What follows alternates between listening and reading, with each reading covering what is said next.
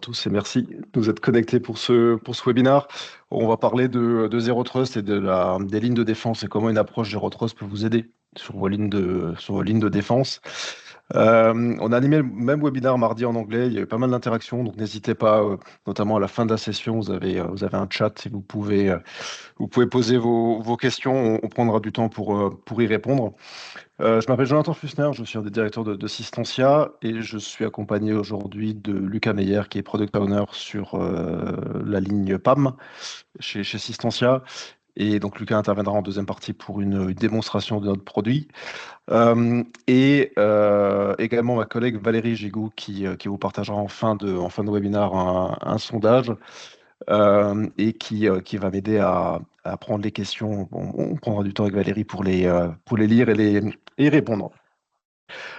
Je vous propose de commencer. Alors l'objectif, c'était effectivement de parler du Zero Trust parce qu'en fait, au-delà d'un effet de mode, comme on aurait pu encore le croire il y a 5 ans, quand on parlait de Zero Trust, on se disait que c'était surtout un terme marketing, tout le monde faisait un peu du Zero Trust, tout le monde s'y mettait. En fin de compte, enfin les gens, en tout cas les entreprises, les organisations de manière générale, se rendent compte qu'au-delà d'un effet de mode, au-delà d'un buzzword, si on peut parler en bon français, il se cache derrière ça une stratégie, une réelle stratégie. Et si on met quelques chiffres sur la table, des chiffres qui nous viennent du Gartner, on voit qu'aujourd'hui, plus de 60% des organisations à travers le monde ont implanté une politique de zéro trust. Alors ils sont allés plus ou moins loin dans l'implémentation, mais quand même, on a quand même plus de 60% des organisations. Donc ça veut quand même dire que on a une vraie tendance de fond sur une stratégie zéro trust. Donc là, on est à 63%. Il y a quelques années, on était encore à moins de 20, aux alentours de 15%. Donc on voit quand même il y a eu énormément de travail de fait. Les organisations comprennent ce que c'est qu'une approche Zero Trust, ont envie de comprendre les stratégies, les points clés et d'implémenter ces points clés. Et plus de la moitié des organisations le font d'ailleurs parce qu'ils comprennent que c'est aussi des bonnes pratiques, une bonne approche de manière générale dans l'industrie. Alors malgré tout ça, et c'est ce que nous dit mon ami John Watts, qui a des analystes du Gartner sur le Zero Trust, qu'on a souvent au téléphone, c'est malgré tout, les organisations ont encore du mal ne sont pas encore sûres des top bonnes pratiques. Donc vraiment celles qui sont à privilégier, on va dire, s'il faut un petit peu faire le tri dans toutes les bonnes pratiques, elles sont les premières à mettre en œuvre, elles ont un peu du mal. Donc c'est ce que je voulais voir avec vous aujourd'hui, vous présenter un petit peu les top best practices. Et pour ça, on va s'appuyer sur une documentation. Alors, on a choisi de parler aujourd'hui d'une publication qui vient des États-Unis, qui vient du NIST, le National Institute of Standards and Technology, qui fait partie du département du Department of Commerce des États-Unis. Pour plusieurs raisons, parce qu'en fait, c'est une publication qui est déjà très complète. Quand le NIST, en règle générale, sort une publication, elle est relativement bien complète, elle va droit au but, elle est assez précise. Ils ont l'avantage de faire des choses assez propres. Maintenant, quand on regarde un petit peu cette documentation sur l'architecture Zero Trust et les pendants qu'on peut retrouver en Europe, notamment avec l'ANSSI, on tourne toujours autour des mêmes sujets. Donc, qu'on parle en référence du NIST ou de l'ANSSI, l'approche Zero Trust est la même, mais les bonnes pratiques sont les mêmes. On va vous mettre le lien en description, enfin dans le chat, pardon, pour télécharger cette documentation, donc la doc NIST 800-207 qui parle d'architecture Zero Trust et qui donne qui donne des règles, des guidelines sur comment mettre en place une stratégie et une architecture Zero Trust. Donc on va essayer d'en ressortir aujourd'hui les principes de base. Il y en a 7. En tout cas, nous, on en a ressorti 7. On vous a fait un résumé de ce document. Et donc, je vous propose de voir ces 7 points clés. Le premier, c'est que finalement, aujourd'hui, tout actif, alors quand on parle d'actif, ça peut être de la donnée, ça peut être un terminal, ça peut être une application, ça peut être un serveur. Finalement, tout actif, IT ou OT, doit être considéré comme une ressource et qui plus est une ressource critique. Et vous allez voir que c'est le point clé, c'est le point de départ, et finalement, tout le reste va découler de ce principe-là. Parce qu'en fait, on va, on va partir de sa notion de ressources et on va ensuite en décliner les autres principes et les autres objectifs. Donc, tout est ressources. C'est pour ça qu'on va parler beaucoup de ressources, y compris dans notre produit, y compris dans Cyber Elements. Et vous allez voir tout à l'heure, on va faire un parallèle entre ces principes-là et ce que vous retrouvez en termes de fonctionnalités dans la plateforme Cyber Elements. Et on vous expliquera pourquoi Cyber Elements colle totalement à une approche Zero Trust. Donc ça, c'est le premier point clé. Tout est ressources. Le deuxième point clé, c'est que toutes les communications doivent être sécurisées. Là où avant, on pouvait se dire, quand une personne est dans le réseau local, on n'a pas besoin de chiffrer, de monter des tunnels sécurisés. Seuls les gens qui sont éventuellement à l'extérieur doivent passer par des communications sécurisées. Aujourd'hui, c'est plus le cas. Tout doit être considéré comme une communication sécurisée, que ce soit en interne ou en externe. Donc on va monter des tunnels, on va chiffrer les communications de bout en bout entre l'utilisateur et la ressource. Et encore une fois, peu importe où se situe la ressource et où se situe l'utilisateur, en interne ou en externe, c'est aujourd'hui le même combat. Et vous allez voir, parce que dans le slide d'après, on va parler des postulats. Et un des postulats, c'est finalement de ne plus considérer votre réseau local et toutes les ressources qui sont dans ce réseau local comme étant de confiance. Il n'y a plus rien de qui est de confiance aujourd'hui. On va le voir d'ailleurs pourquoi dans le slide d'après. Donc ça, c'est le principe numéro 2. Le numéro 3, c'est que lorsque vous allez donner... Donc l'avantage de considérer tout comme des ressources, c'est de pouvoir lister ces ressources-là. C'est un des points clés. Il faut pouvoir lister et relister périodiquement les ressources pour être sûr que vous ayez en temps réel une liste des ressources qui soit relativement qui soit exhaustive, qui soit à jour. Et donc, quand vous donnez des accès entre des utilisateurs et des ressources, ben, vous allez devoir limiter cet accès-là à des sessions uniques. Ce qui est vrai aujourd'hui n'est pas vrai le lendemain. C'est-à-dire que quand vous donnez un accès aujourd'hui à un utilisateur, on va le voir, c'est sur le principe d'un contexte. On va regarder le contexte, qui est l'utilisateur, quel est son rôle dans l'organisation, avec quel périphérique, depuis quelle connexion, quel est son contexte, d'où est-ce qu'il vient, est-ce qu'il est en interne, en externe, est-ce qu'il utilise un périphérique managé par l'entreprise ou un périphérique qui est externe, qui n'est pas managé. Et donc tout ça va déterminer le contexte. Et donc on va donner un accès, on va décider de l'accès, oui ou non. Et si cet accès il est donné pour une session qui a une durée limitée. Une date de début, une date de fin, une heure de début, une heure de fin, et encore une fois dans un contexte. Si le contexte change ou si la session est expirée, parce qu'encore une fois, après l'heure, c'est plus l'heure, eh bien, l'accès est arrêté et on va demander à l'utilisateur de se reconnecter, de refaire une nouvelle demande. Si le contexte est de nouveau favorable, on va redonner un accès. S'il est plus favorable, on ne donne pas d'accès. Donc, c'est pas parce que vous avez un jour un accès que le lendemain, vous aurez de nouveau le même accès. Ça marche plus.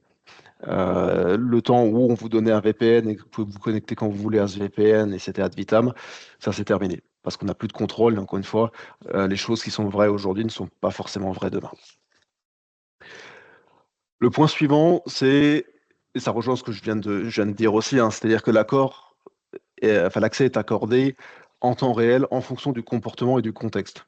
Et encore une fois, je suis un utilisateur, disons que je suis un employé, j'utilise un poste professionnel qui m'a été délivré par mon entreprise, qui est managé, contrôlé par l'entreprise.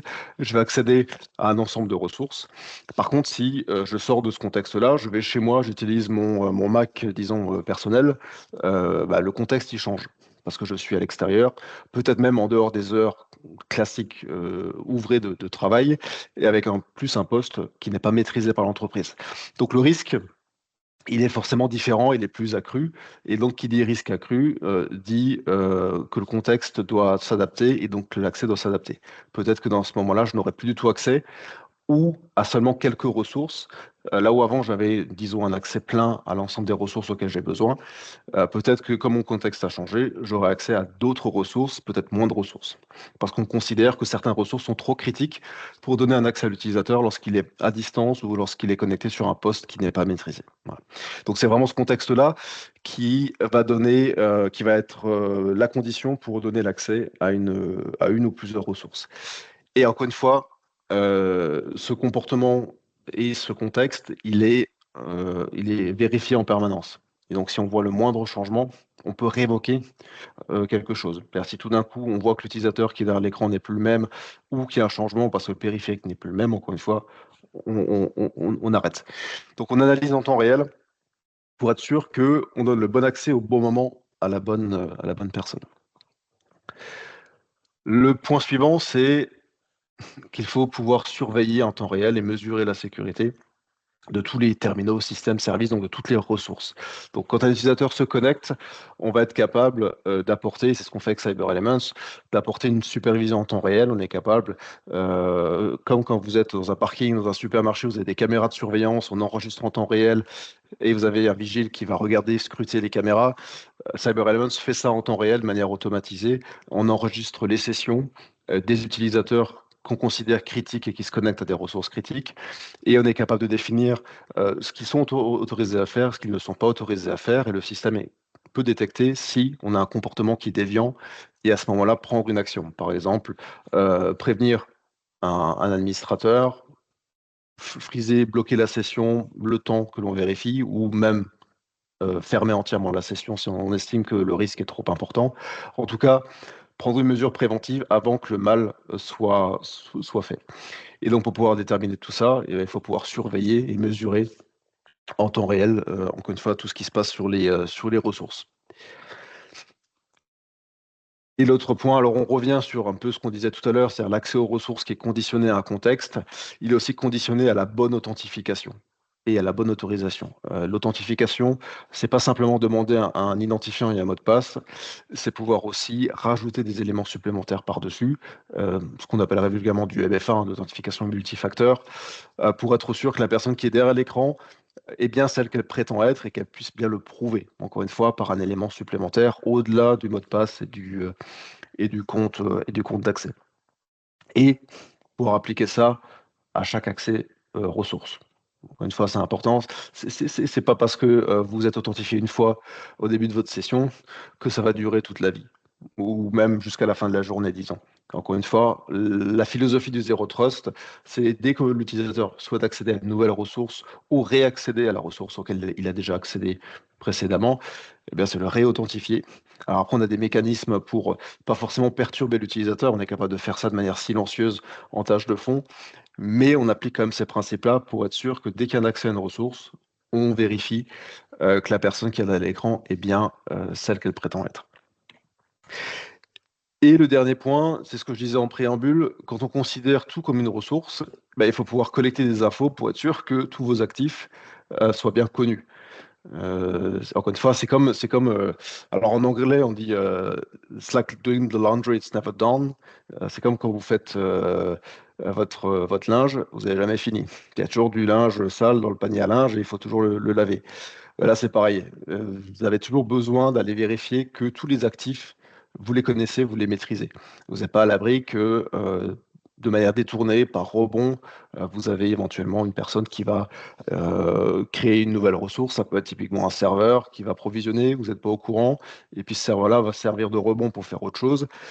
Ça s'est déjà vu, ça se verra certainement encore. Donc il faut pouvoir être en maîtrise et vérifier de manière périodique que la liste que vous avez, que vous tenez à jour de vos actifs, ne soit pas déviante par rapport à la réalité. Et si c'est le cas, pouvoir intégrer les nouveaux actifs dans votre nouvelle liste. Et puis à l'inverse, si vous avez des actifs qui ne sont plus, parce qu'encore une fois, c'est la vie d'un système d'information, vous avez des serveurs que vous pouvez déprovisionner aussi, ou des applications que vous n'utilisez plus, c'est le même principe. Il faut pouvoir mettre à jour tout ça pour pouvoir ensuite réappliquer les bons contrôles d'accès. Encore une fois, hein, l'objectif, c'est de dire qui accède à quoi. Et donc, pour dire qui accède à quoi, le qui, c'est vos utilisateurs, c'est les connaître, internes ou externes, mais il faut les connaître. Et à quoi, c'est les ressources. Et si vous ne connaissez pas toutes vos ressources, mais potentiellement, il y a un trou dans la raquette. Donc, si vous connaissez les deux, qui et quoi, vous pouvez donner les bons accès au bon moment en fonction du contexte. Donc ça, c'est les 7 principes qu'on peut ressortir d'une architecture Zero Trust et qui sont cités, encore une fois, dans le document du NIST, qu'on retrouve aussi dans les documents de l'ANSSI, du BSI en Allemagne. Voilà, tout le monde s'accorde en tout cas sur cette définition-là. Passons maintenant à ce qu'on appelle le réseau Zero Trust et les hypothèses qu'il faut avoir en tête, parce que le paradigme change un petit peu. Et la vision qu'on avait du réseau, notamment du réseau local, tel qu'on le connaissait encore même il y a 10 ans, n'est plus du tout vrai aujourd'hui. Et aujourd'hui, votre réseau privé, celui que vous managez encore, vous ne devez plus le considérer comme une zone de confiance implicite. C'est pas parce que c'est votre réseau local qu'il est de confiance. Pourquoi? Parce que vous allez non seulement l'ouvrir à des gens externes, alors ça peut être encore une fois des employés qui se connectent à distance, mais ça peut être aussi, et c'est le cas de plus en plus, des sous-traitants qui se connectent à distance, qui vont se connecter, encore une fois, on le disait tout à l'heure, avec des postes non maîtrisés. Et puis vous-même, vous allez vous connecter à des services qui sont externes. Vous allez consommer des applications SaaS, vous allez connecter certaines de vos applis à des services externes qui sont aussi, encore une fois, dans le cloud. Donc tout ça fait que votre réseau, finalement, local, il est toujours physiquement local, mais il est ouvert. Et donc par nature, à un moment donné, quand il est ouvert, le niveau de confiance, il chute. Donc on ne peut plus considérer ça comme une zone de confiance par défaut, par nature. Le second point, c'est que certains postes qui sont dans votre réseau local, qui accèdent à votre réseau local, sont potentiellement pas de confiance. Parce qu'encore une fois, on le disait, vous avez effectivement les postes qui sont maîtrisés, que vous allez donner, que votre IT va donner à vos employés, mais vous avez aussi potentiellement, le cas le plus important, c'est les sous-traitants. C'est des gens que vous ne maîtrisez pas. Vous allez faire affaire à un sous-traitant, peu importe, une boîte de services informatique qui va faire une maintenance, un partenaire qui doit se connecter à certaines de vos applications métiers parce que c'est la nature du partenariat. Peu importe, mais ces gens-là se connectent à distance avec leur poste et que vous ne maîtrisez pas. C'est pas votre poste, vous ne pouvez pas installer quoi que ce soit dessus. Même demander de l'installation d'un agent pour pouvoir se connecter à un système, des fois c'est compliqué. Donc vous ne les maîtrisez pas. Et qui plus est, ces postes-là, encore une fois, peuvent être à risque parce qu'ils peuvent contenir, ça s'est déjà vu, des sous-traitants qui se connectent, des boîtes de services qui vont se connecter à plusieurs clients. Le poste est infecté par un malware, un ransomware, et puis cette menace, elle est propagée à autant de clients que le gars avec son poste s'est connecté. Et donc voilà, ça fait partie aujourd'hui du risque, c'est un risque avéré. Et puis encore une fois, vous avez aussi vos employés qui peuvent se connecter, si vous l'autorisez, à distance avec leurs postes qu'ils ont à la maison. Euh, Pareil, c'est des postes que vous ne maîtrisez pas. Donc, vous avez des postes dans votre réseau, dans votre organisation, qui ne sont pas de confiance. Ça, c'est la réalité aujourd'hui d'une activité IT. Et donc, tout ça fait qu'aucune ressource n'est intrinsèquement de confiance non plus. Parce qu'encore une fois, vous allez consommer des ressources externes qui sont managées, gérées, opérées par des opérateurs externes, des fournisseurs, cloud, disons, fournisseurs SaaS.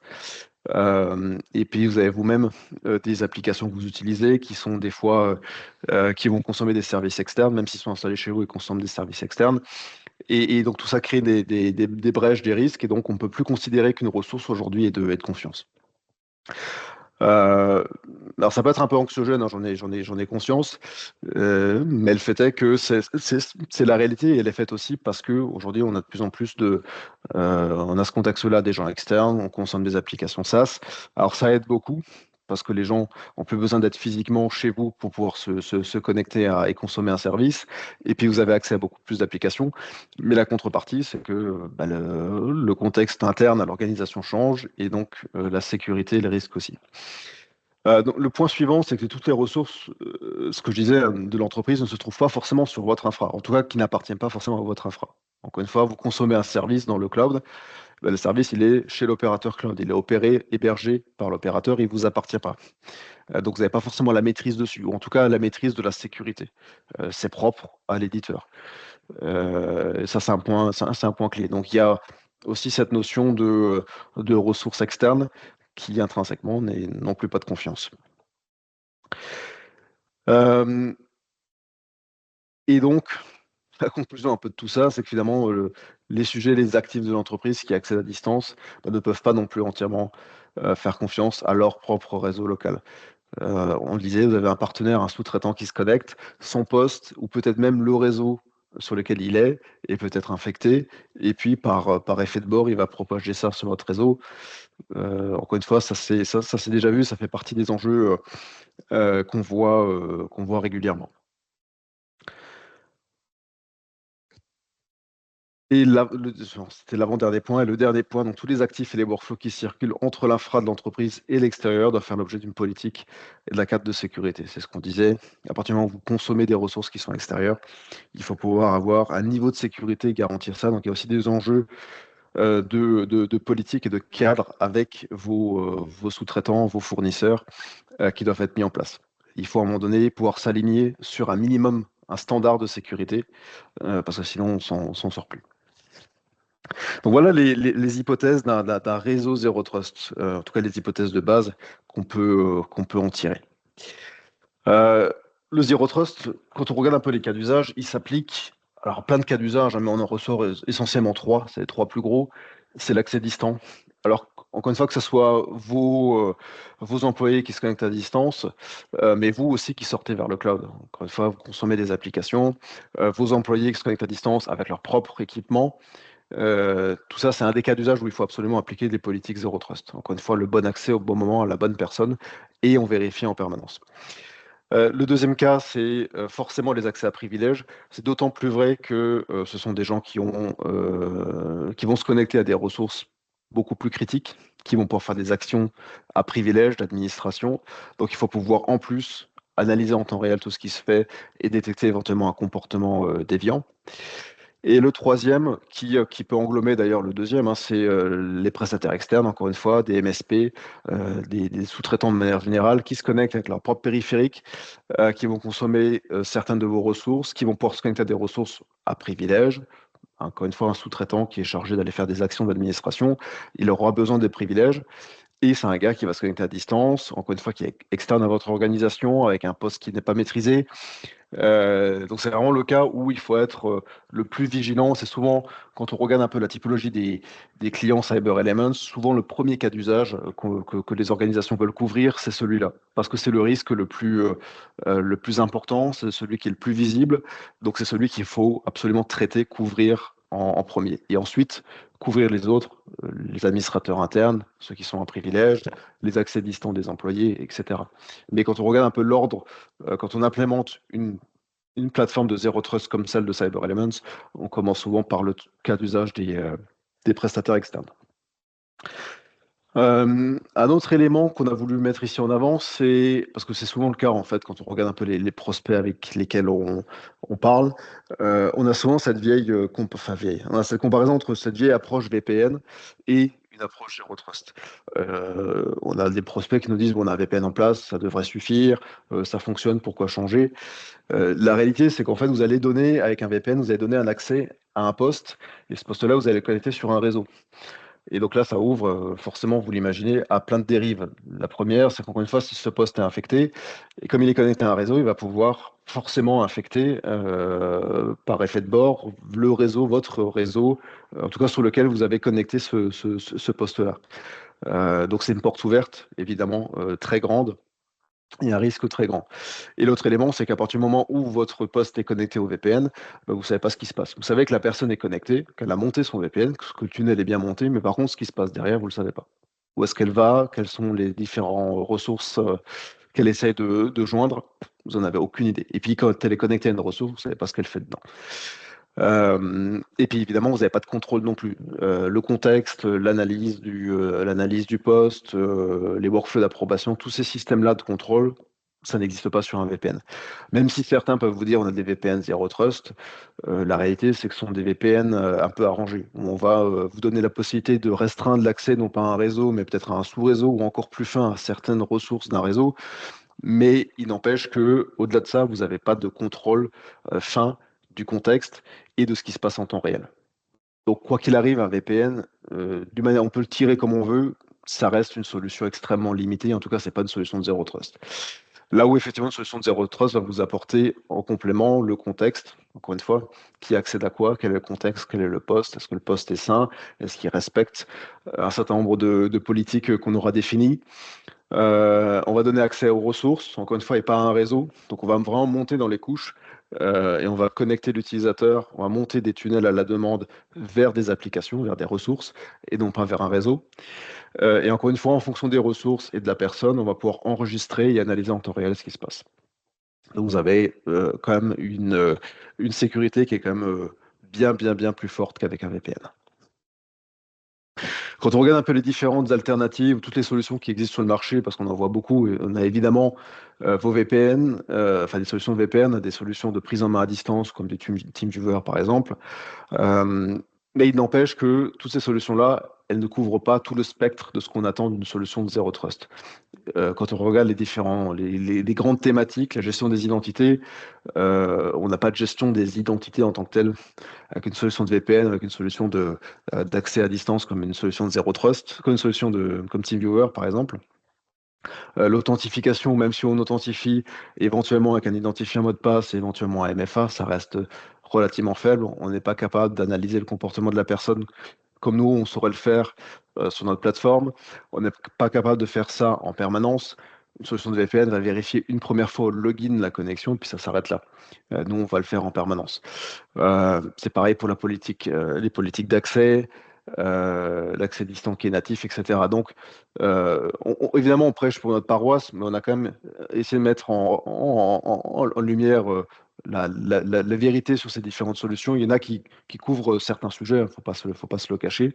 Mais si vous voulez vraiment couvrir toutes les fonctionnalités qui sont attendues vraiment d'une politique Zero Trust, ben, vous devez avoir une solution de Zero Trust.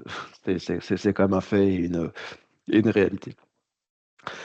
Je voulais, avant de laisser la parole à Lucas, je voulais vous parler rapidement de la comparaison, en tout cas faire un lien entre les principes du NIST et les principes évidemment d'architecture Zero Trust et ce qu'on peut retrouver sur Cyber Elements.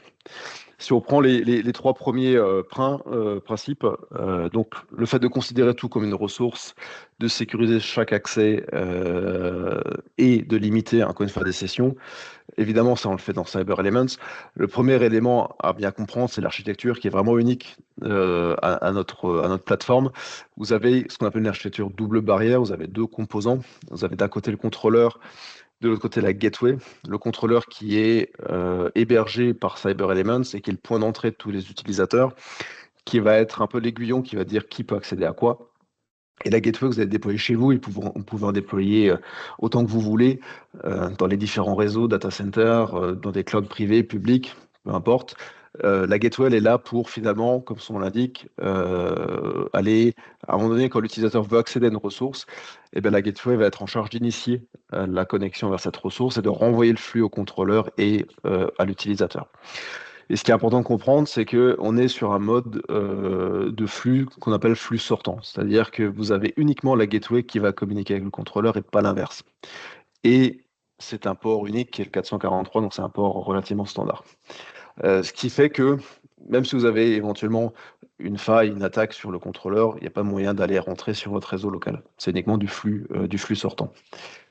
Et l'autre élément important, c'est que lorsque l'utilisateur va se connecter, il va avoir accès à un portail, il va avoir les ressources auxquelles il peut prétendre avoir accès. Et à chaque accès à une ressource, on va établir un tunnel entre l'utilisateur, je le disais, et cette ressource. Encore une fois, ça va passer par la gateway, le contrôleur jusqu'à l'utilisateur. Et donc ça, on le fait pour chacune des ressources. Et encore une fois, c'est un tunnel qui est pour une session bien précise, bien limitée. Donc ça répond aussi au principe qu'on a vu juste avant. Ce slide-là reprend un peu ce que je viens de dire, hein, c'est-à-dire que en plus d'établir des tunnels à la demande, encore une fois pour chacune des ressources, pour une période donnée, on va évidemment contrôler le contexte de l'utilisateur, contrôler son poste, contrôler d'où est-ce qu'il vient, son comportement, pour être sûr que c'est la bonne personne qui se connecte. Et en fonction de la personne qui se connecte, de son contexte, on va lui présenter les ressources auxquelles elle peut prétendre avoir accès. Je ne reviens pas sur ce que je disais tout au début, vous l'avez compris. En fonction du contexte, la liste de ressources peut varier, évidemment, pour un même utilisateur. Donc c'est notre boulot d'aller dire, en fonction du contexte, voilà, à ce moment-là, ce dont tu peux prétendre accéder. Et ensuite, on va pouvoir accéder effectivement aux différentes ressources.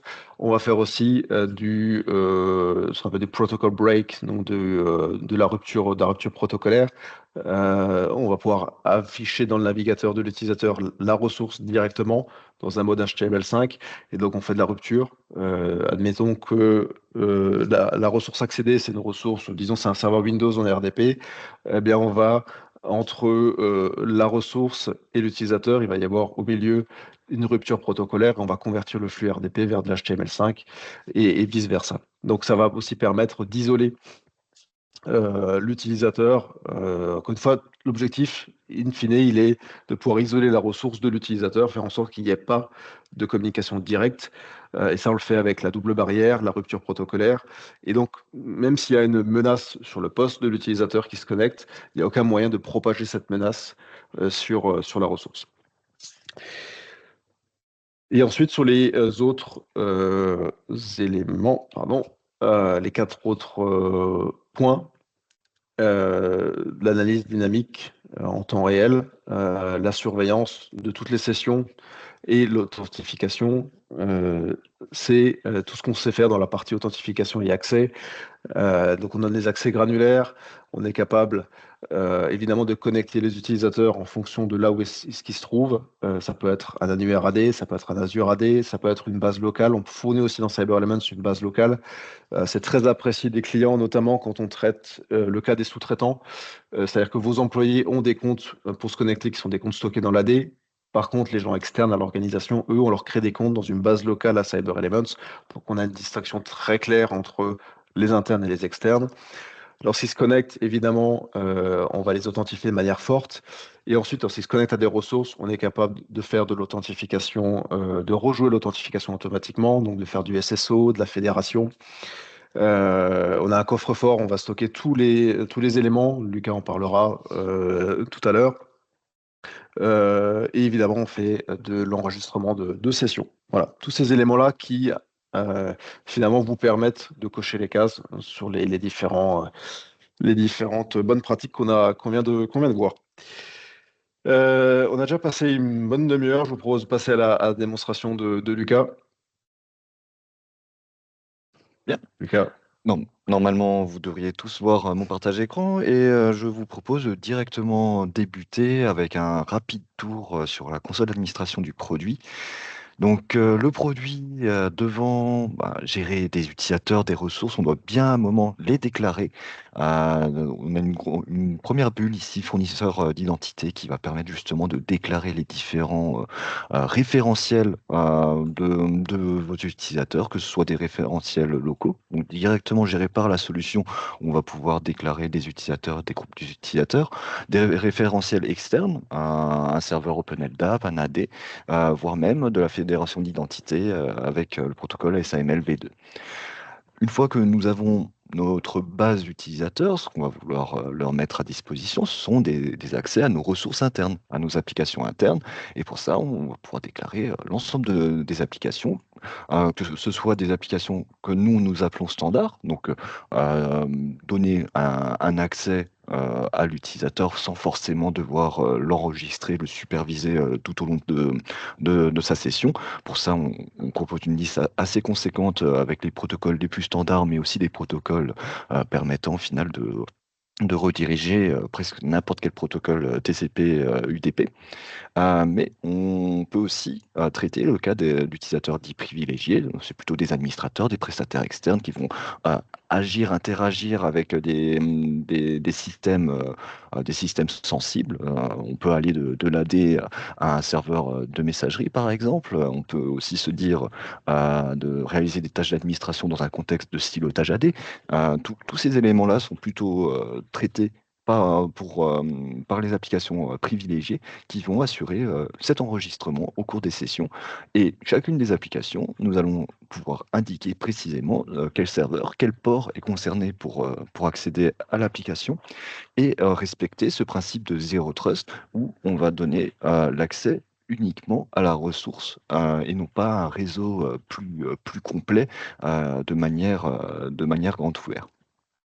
Une fois que nous avons référencé nos utilisateurs, nos applications, il nous faut pouvoir faire la liaison entre les deux.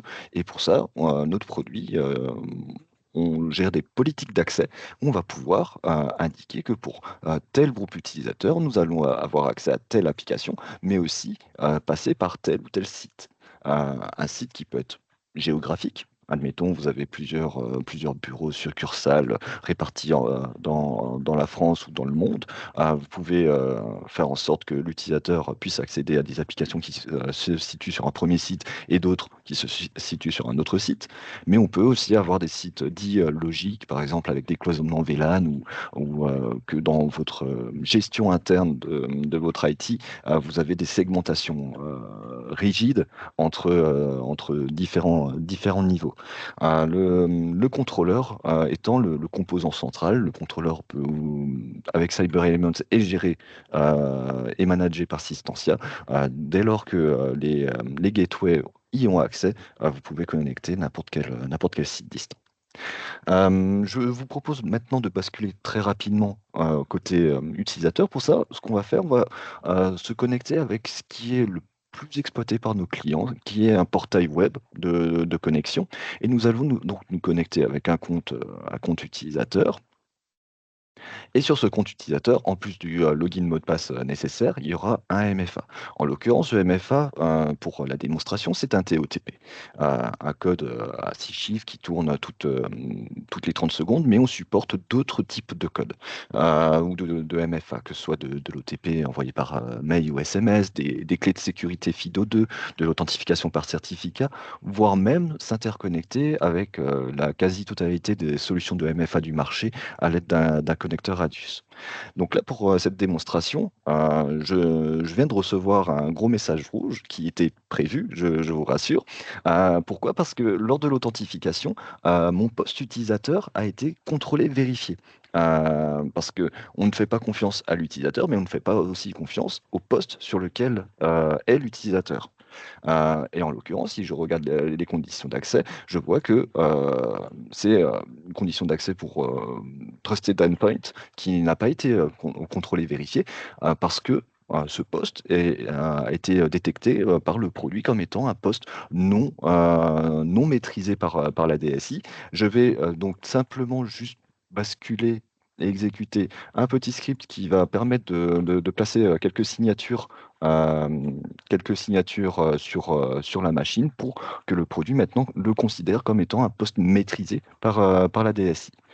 Maintenant que cet élément est passé et que je ressaisis mon MFA, le poste va être contrôlé. Cette fois-ci, il va être détecté comme étant de confiance et me fournir l'accès au portail utilisateur. Sur ce portail utilisateur, j'ai en l'occurrence ici 3 applications de types différents. Je peux par exemple accéder à un GLPI, donc une application web directement dans mon navigateur, l'exploiter comme si j'étais directement dessus, alors que pour autant, je passe par CyberElements. C'est CyberElements qui me fournit l'accès à ce GLPI qui est présent dans mon LAN. Donc, ce GLPI est présent sur un site. Je pourrais très bien filtrer les différentes applications sur ce portail. Par exemple, via le site Bureau Paris, j'ai mon GLPI, alors que via le site Siège Social, je retrouverai ici un accès à une passerelle CyberElements. Je vais juste désactiver le filtrage de ces différents sites et essayer de me connecter à cette première application. Cette application-ci me permet de me connecter à un serveur RDP en HTML5. Pour nous, HTML5, c'est rupture protocolaire. Donc, on est encapsulé dans le navigateur pour que l'ensemble du flux transite sans avoir besoin d'installer un quelconque client ou agent sur le poste utilisateur. Et du fait qu'on est enclavé aussi dans le navigateur, on va pouvoir bénéficier d'une protection un peu plus avancée ou du moins d'une isolation vis-à-vis de la machine hôte qui pourrait être peut-être compromise par un virus ou par certains éléments type VR, ransomware ou autre. Cette session, je peux l'utiliser, l'exploiter comme à mon habitude, réaliser toutes mes tâches d'administration. Par exemple, je vais lancer une console PowerShell et on va remarquer que je rebascule dans l'interface admin parce que j'ai paramétré dans cette interface admin que lorsque on a un processus PowerShell qui est lancé, on a une pause de session. Alors, qu'est-ce que la pause de session?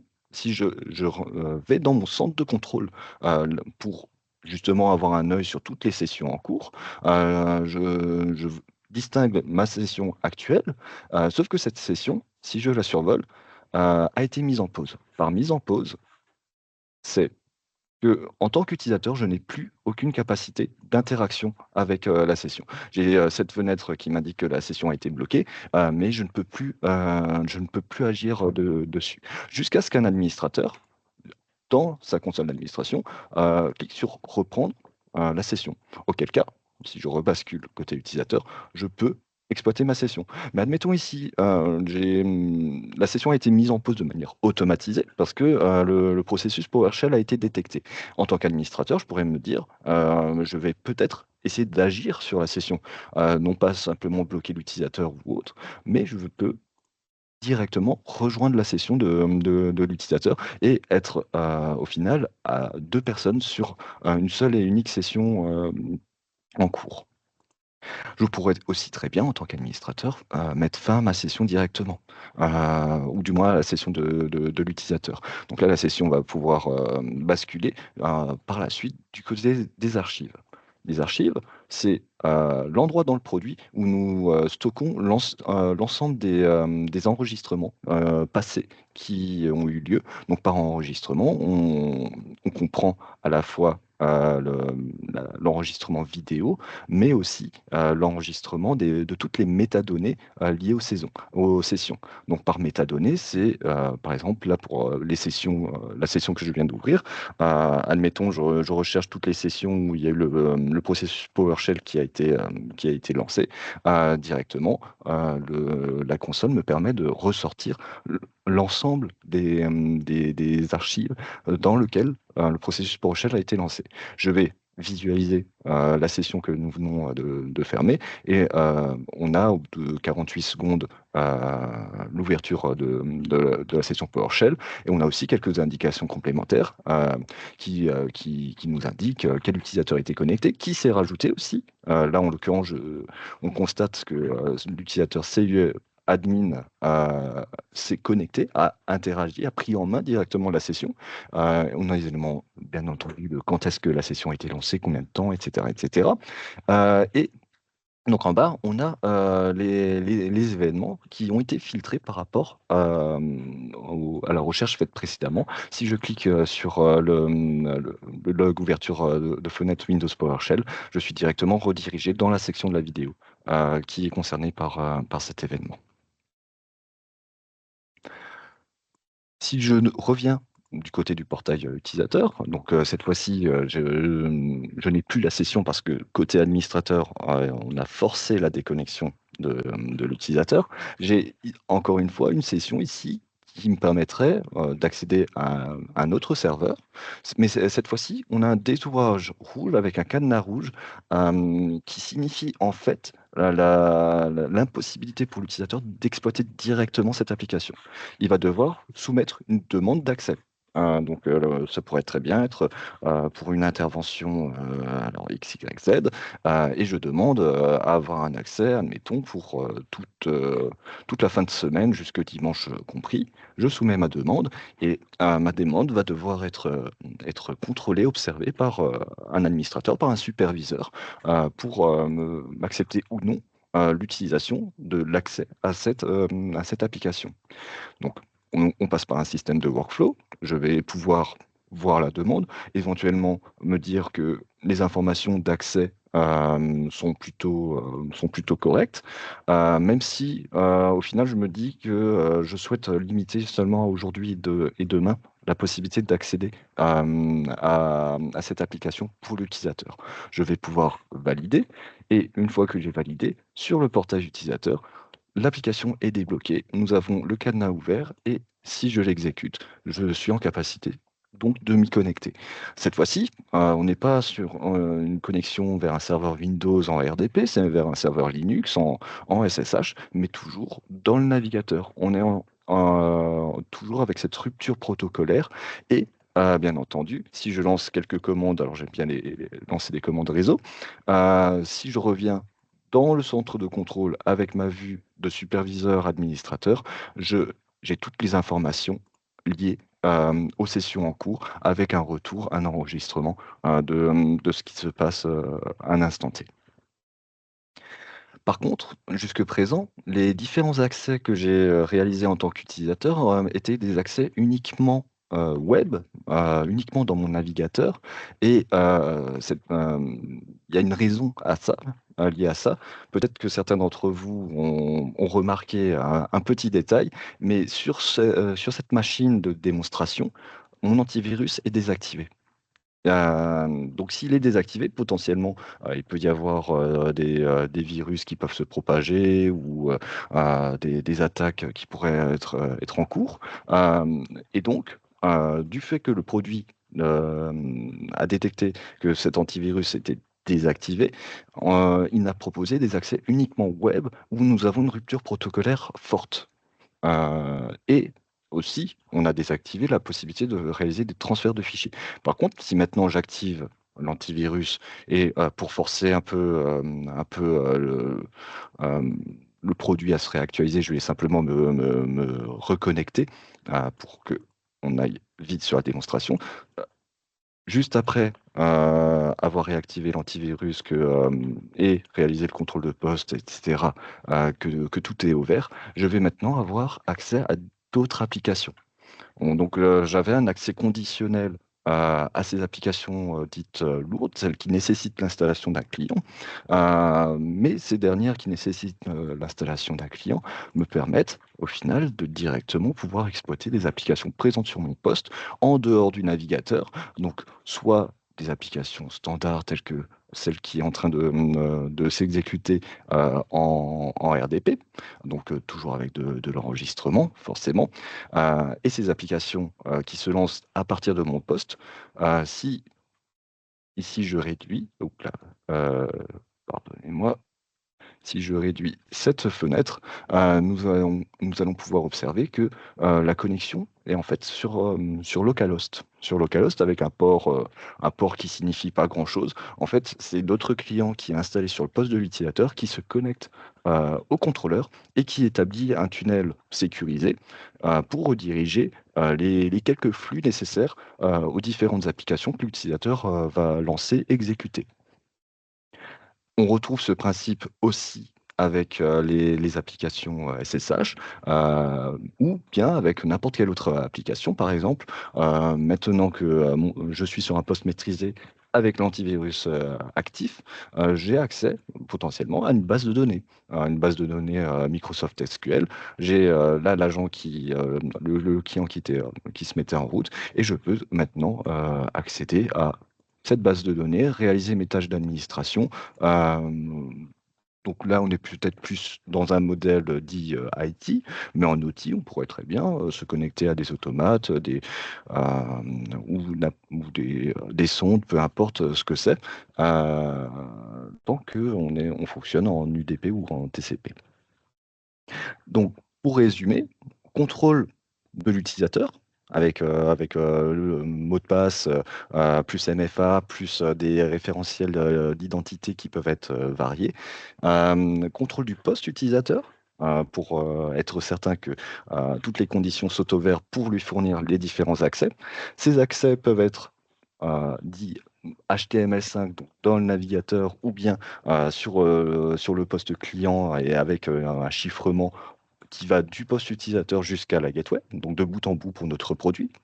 Et chacune des actions que réalise cet utilisateur, ce prestataire, peu importe le type de profil de cette personne qui passe par notre produit, vont pouvoir être enregistrées par le produit et basculées ensuite dans la console du côté des archives, permettant à l'administrateur de pouvoir revenir dessus à n'importe quel moment et d'avoir des outils de filtrage pour retourner des événements de session s'il y a besoin de faire des analyses a posteriori, parce que soit il y a eu un élément, des modifications qui ont été